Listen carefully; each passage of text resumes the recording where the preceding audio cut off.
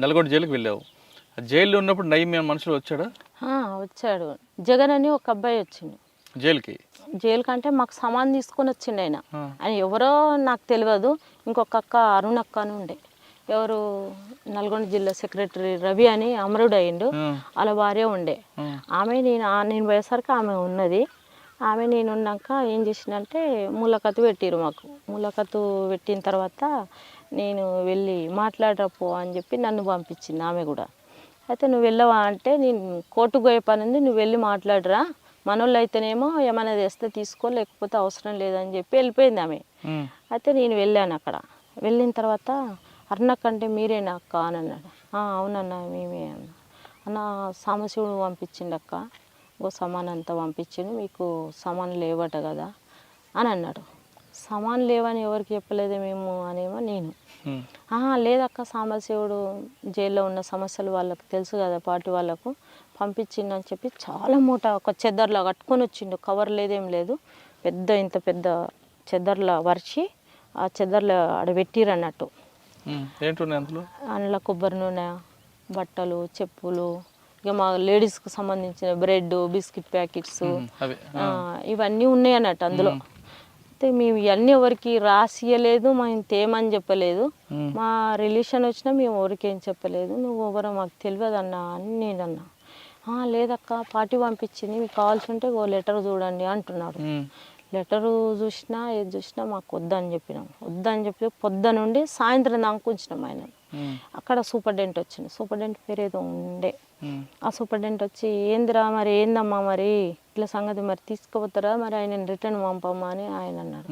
మాకు తెలియదు సార్, ఆయన ఎవరో మేము తీసుకోము, వాళ్ళు మా మనుషులు అనేది అయితే మాకు నమ్మకం లేదు, మా పార్టీ అయితే రాదు ఇప్పుడున్న పరిస్థితి అని ఆయన చెప్పి రిటర్న్ పంపించాం. తీసుకోలేదు ఇక సామాను. ఆ జగన్ అంటాడు ఎవరో మాకు తెలియదు.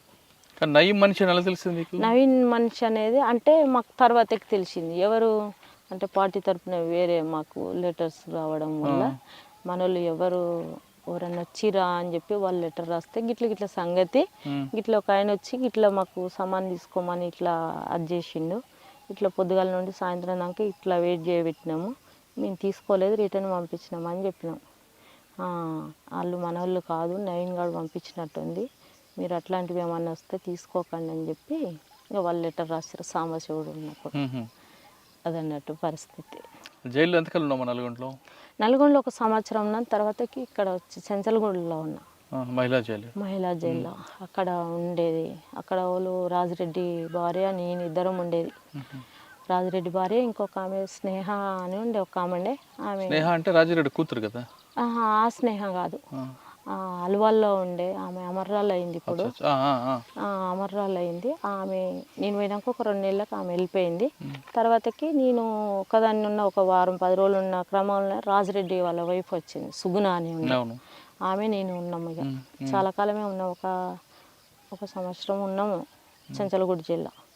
తర్వాతకి మెల్లమెల్లగా కేసులు కొట్టేసినాక నేను ఇంటికి వచ్చినాక బెయిల్ ఏం లేదు, బెయిల్ తీసుకోలేదు. నా కేసులన్నీ కొట్టేసినాకనే బయటకు వచ్చిన. నేను వచ్చినాక ఇంటికి వచ్చినాక ఇక వీళ్ళంతా ఏంటంటే ఇక నా మీద బాగా మళ్ళీ వస్తున్నారు, నక్సలైట్లు వస్తున్నారు, మళ్ళీ కలుస్తున్నారు, మళ్ళీ ఏదో చేస్తున్నారు అని ఇక పోలీసు వాళ్ళు నాకు కాపలగాయడం, ఇన్ఫార్మర్లు వాళ్ళంతా వాళ్ళకి సమాచారం ఇవ్వడం, ఇక నాకు చాలా ఇబ్బంది అనిపించింది. అట్లే వీళ్ళు ఇంత టార్చర్ పెడుతురని చెప్పి కొన్నాళ్ళు వ్యవసాయం చేసిన నేను. మేమే నాగలు కట్టి నేనే దున్నేది. తర్వాతకి వీళ్ళు అయినా కూడా వాళ్ళు వదులుకోలేదు. తర్వాతకి నేను గుణగల్లో డ్యూటీ చేసేది. ఆడికి కూడా వచ్చిర్రు వాళ్ళు పోలీసు వాళ్ళు. ఆడికి కూడా వస్తే అంత బాగాలేదు అని చెప్పి ఇక నేను వేరే నాకు కాంటాక్ట్ ఉంటే అక్కడ లెటర్ రాస్తే, నువ్వు ఊర్లో ఉండకు ఇక వాడంతా ఇక నీ మీద అది పడ్డది, సరే వచ్చాయని చెప్పి ఇక లెటర్ వెళ్ళిపోయాను. ఇక నేను అంటే ఇక వేరే ప్రాంతంలో ఉన్న దళము అని ఏం లేను, వేరే ప్రాంతంలో రహస్యంగానే ఉన్న కొన్నాళ్ళు. తర్వాతకి తిరుమలగిరి వెళ్ళా. తిరుమలగిరి ఇది సూర్యాపేట అక్కడ ఉంటుంది చూడు, అరవపల్లి, అక్కడ ఏరియాలో దళం పెట్టాలని పార్టీ నిర్ణయం. పార్టీ నిర్ణయం కానీ నాకు పార్టీ నుండి లెటర్స్ వచ్చేది కానీ మధ్యలో నాకు ఏం చేసిరంటే ఆ పార్టీ ఏం చేసిందంటే ఒక ఆర్ఎంపీ ఇంట్లో ఉంచిరు వాళ్ళు నన్ను. అంటే 1+2గా తిరగాలని చెప్పి లెటర్ వచ్చింది. లెటర్ వచ్చినప్పుడు ఇక పార్టీ చెప్పిన పని నేను అమలు చేయాలి కాబట్టి నేను అక్కడికి వెళ్ళాను. అక్కడికి వెళ్ళినాక అక్కడ జరిగిన స్టోరీ ఏంటంటే ఒక 6 months నాకు అక్కడ ఏరియాలో పరిచయాలు కావాలంటే కొంచెం నేను అక్కడ ఉండాలి.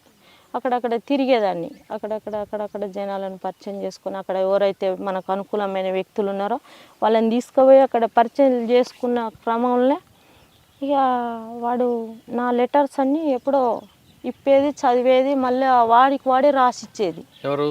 ఒక ఇన్ఫర్మర్, ఈ ఆర్ఎంపీ డాక్టర్ అంటాడు. నాకేం తెలుస్తలేదు, ఇదంతా ఏదో రాంగ్ ఉన్నదని చెప్పి నేనేం చేసినంటే వాడికి తెలిసే ప్లేసులనే నేను రూమ్ తీసుకొని ఉన్నా సపరేట్గా.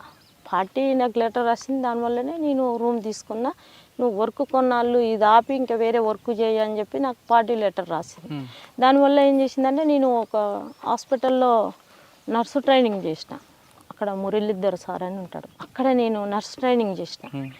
నేను వండుకునేది తినేది ఎర్లీ మార్నింగ్ 7కి అట్లా వెళ్ళిపోయేది, మళ్ళీ నైట్ 7:30కి అట్లా వచ్చేది. అక్కడ వచ్చినప్పుడు ఏం చేసేదంటే నేనున్న ప్లేస్ ఎవరికి తెలియదు. ఇంకా మీరు తిరుమలగిరిలో ఉన్నప్పుడు ఒక ఆర్ఎంపీ డాక్టర్ దగ్గర ఉన్నారు.